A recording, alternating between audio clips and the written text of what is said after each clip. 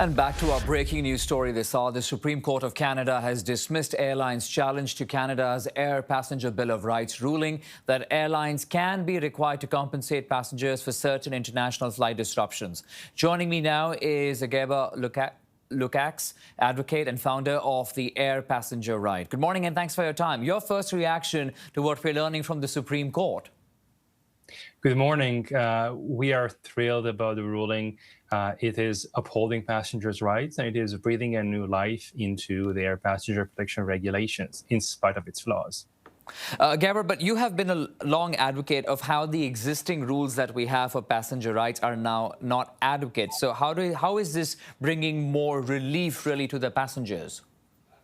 What the airlines were trying to do is not simply to attack the APPR, which is undoubtedly flawed and should be revised, but they were trying to close the door to Canada ever having a proper passenger protection regime for international flights and nail the door shut. That is what was defeated now, that attempt, and this now paves the way to Canada sooner or later having proper passenger rights.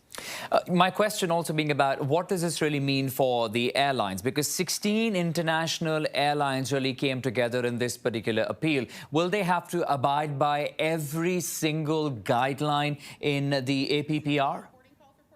Airlines have already been required by law to abide by the provisions of the air passenger protection regulations. They are not just guidelines, they are legally binding law. Unfortunately, airlines have been sabotaging compliance so far, and the government has been quite complicit with that. That's one of the criticisms we have. What I would hope is that now that the Supreme Court of Canada clears the APPR for takeoff, so to speak, the government is going to enforce or show more willingness to enforce its provisions. What about the argument that there was some sort of a conflict between passenger protections and the previous Montreal Convention? What about that argument? What do we know? Montreal Convention, not the previous one. The Montreal Convention is still a law, and in many cases, unfortunately, it provides better protection to passengers than the APPR, which is one of the criticisms about the APPR.